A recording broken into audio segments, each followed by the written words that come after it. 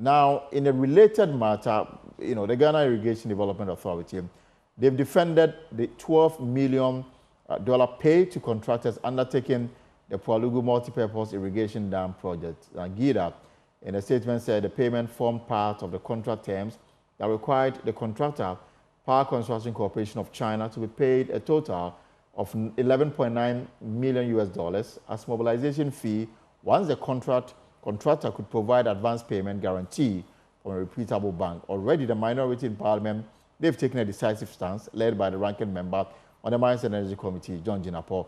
They have pledged to pursue accountability vigorously after a visit to the sites. And this is what we've put together in terms of the response that came from GIDA. And according to them, this is what you have on your screen. So the project is in components. Sword cutting was in 2019. President Akufo-Addo gave a 4-year period for the construction. Completion will witness 60 megawatts of hydropower and 50 megawatts of solar power at a cost of $588.2 million.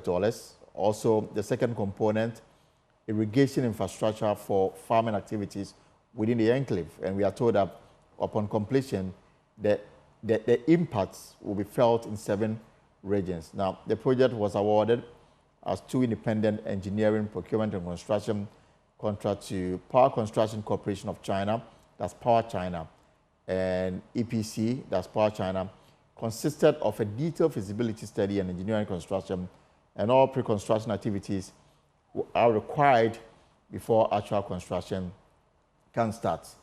And so, this is the background to it, and the press statement that came from GIDA outlines what has been done, expected mobilization, government got $48.7 million.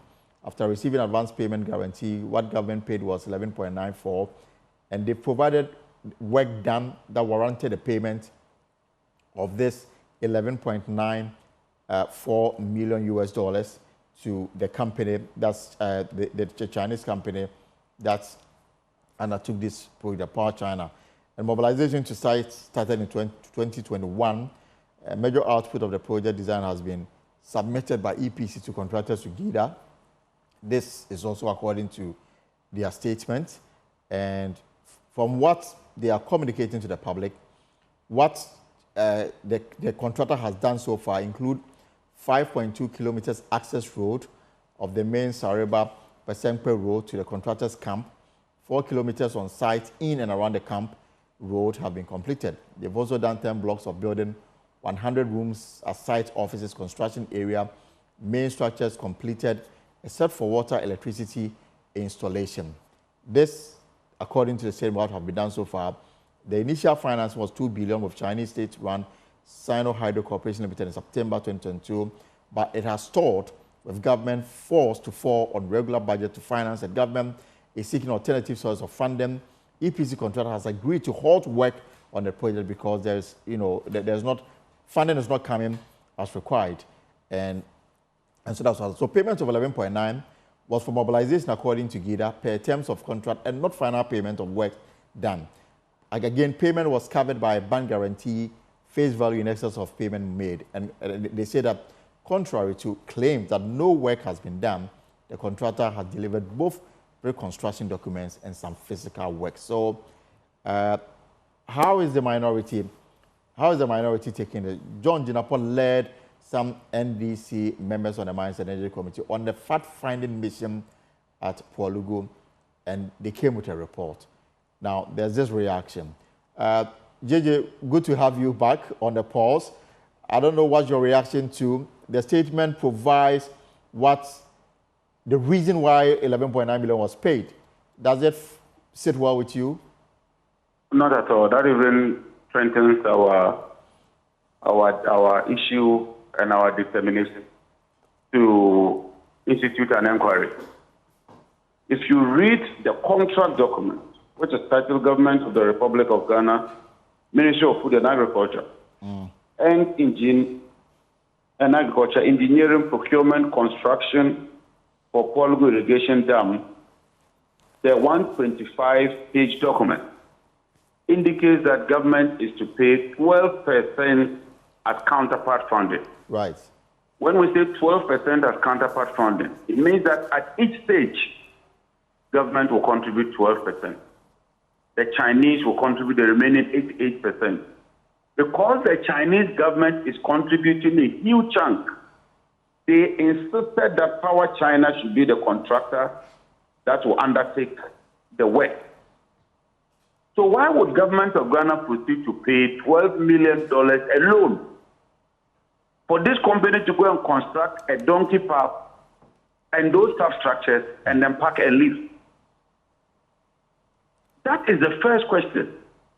That what is the Chinese government's contribution so far as payment to Power China is concerned? Because Power China was chosen because we expected that the Chinese government would pay some money. So why that rush? Why would government pump 12 million into a project and 5 years down the lane, there's no benefit? If you had used that 12 million to buy treasury bill, would have so much benefit. If government had used it for something productive, would have had so much money. If the Chinese had contributed the 88% of the 12 million, then you will say that you are justified because Power China is the company that is benefiting. They just put some substructures there, no electricity, no water. It's of no use, nobody can live there. The road is a small donkey path which has been overgrown by weeds. And that 12 million is gone down the drain. So what is the value of the 12 million? That is the question. And for me, that is the most important thing we are asking for. And I think that we ought to investigate this matter. We ought to ensure that we get to the bottom of this matter. So that next time, we wouldn't throw our money down the drain. Because as we speak, it's been 5 years. This contract was entered into May 2019. We are in May 2024. 5 years, that 12 million is locked up. There's no value for it. There's nothing to benefit from it. No Ghanaian has benefited from even 1 cedi or $1 from the 12 million, apart from the Chinese company.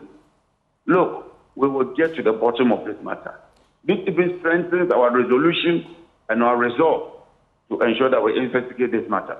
But again, the statement says that construction works done so far, 5.2 kilometers of road, contractors, campsite offices, construction of temporary and auxiliary facilities. Current state of the project, it says that the PMDIP was originally scheduled to be financed at the $2 billion. They've explained that. And the reason for the 11.9, they say we would like to make it clear that 11.9 was for mobilization as per the contract terms and not final payment work done. The payment was covered by a bank guarantee with a face value far in excess of the payment. At no point was government at risk. And then, contrary to claims that no work has been done, the contractor has delivered both pre-construction documents and some physical works, camp and access roads.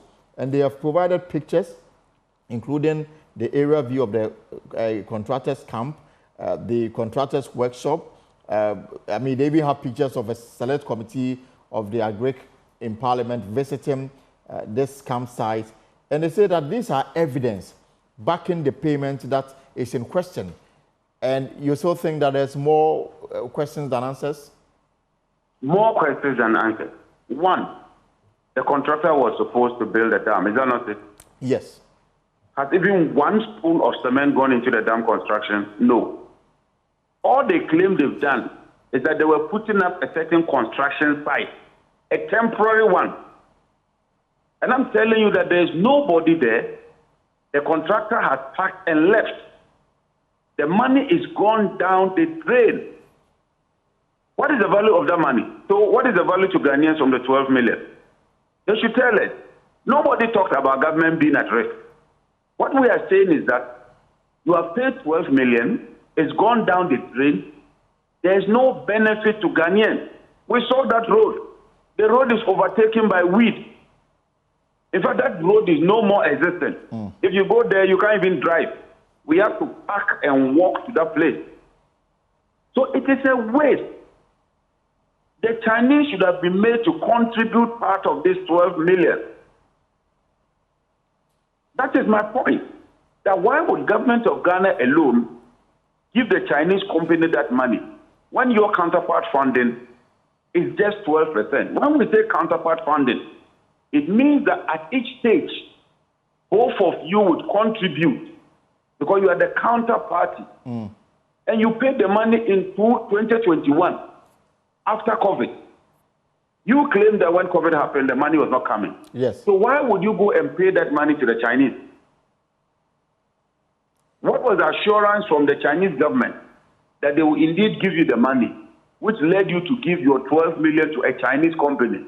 And the statement is clear that, I mean, getting the money became difficult, so government now had to rely on internally generated funds, if you like. And that so why keep the Chinese company? And that also became an issue. The reason... Yes, so why keep the Chinese company? Because the essence of the Chinese company is that you are getting funding from the Chinese.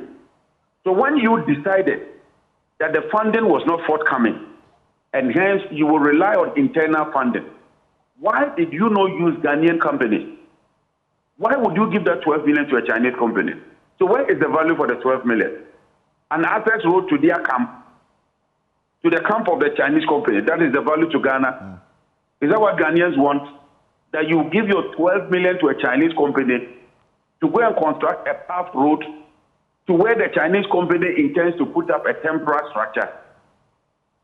Look, this wastage of the taxpayers' money that goes down the drain, we would not countenance that. We would fight this matter, would call for a full inquiry, and whoever authorized that payment to the Chinese company would be held liable. What has the payment guarantee got to do with the 12 million you paid him? You paid the 12 million to the company. The company only used it to do what they called an access road to their site. That is not the interest of Ghanaians. We want a project delivered.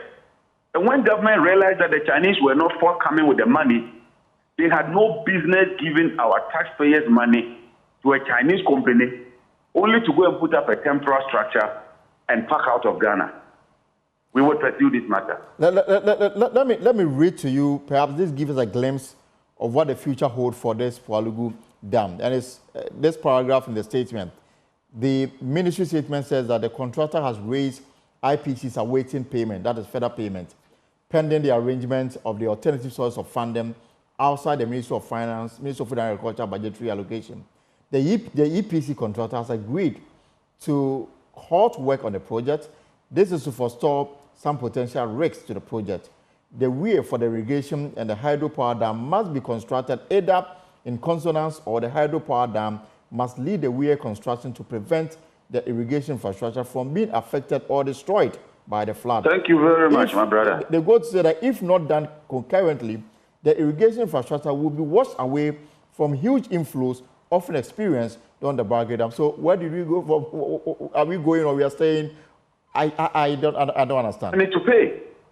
According to this statement, the Chinese company Power China has raised more invoices for Ghana to pay. Yes. And I'm saying that once the Chinese were not coming with the money, you had no business keeping this company. This company was selected because China was giving you the money. If the Chinese are no more giving you the money, what you do is to engage in a competitive tender so that you can get the best value for money. Because now we're going to use our money. The Chinese are not for that Christmas. They are looking for business opportunities. That is why they brought their company and said they will give us the money. Now, if you are sure that the Chinese are no more going to give you the money, what you do is to terminate the contract. Because that contract is contingent on the Chinese bringing money. You have no business giving them the 12 million. And now I'm even getting to know that it's not just the 12 million. They have raised some IPCs, interim payment certificates. And so Ghana government still has to pay even more than the 12 million. Right. This is nothing but a scam. So we have not heard the last of this? No. I bet you. Trust me, tomorrow you'll hear from me. All right. Thank you very much. John Jinapor is ranking member on the Mines and Energy Committee of Parliament, and he was reacting to the statement that came from the Ministry of Food and Agriculture, reacting to the Pwalugu multi-purpose dam, the payment of $12 million to the Chinese contractor. And again, let me reiterate what the statement emphasized in terms of giving you a glimpse of what is to come or the future of this dam. And they say that the contractor, even though $11.9 million has already been paid, they provide justification for the payment. According to them, it was for mobilization and some work done already. But they give, an update on the situation and say that the contractor has raised an IPC that's certificate awaiting further payment pending the arrangement of the alternative sources of funding outside the Ministry of Food and Agriculture budget provision. The certificate, the contractor has agreed to halt work on the project, and this is to forestall any potential risks to the project. But again, the warning here is that if this is not done concurrently, the irrigation infrastructure already in place will be washed away from huge inflows often experienced during the Pwalugu Dam spillage. So the letter that we have done is in danger of being washed away, and that's the millions of dollars paid to this contractor. So this is where we are. We'll take a short break. When we come back, Deputy Attorney General Alfred Chianyeboa has been reacting to allegation of judicial manipulation by his boss, alleged by the NDC yesterday. You want to hear his take on this matter? Stay right there. We'll have the details for you after this short break here on The Pulse.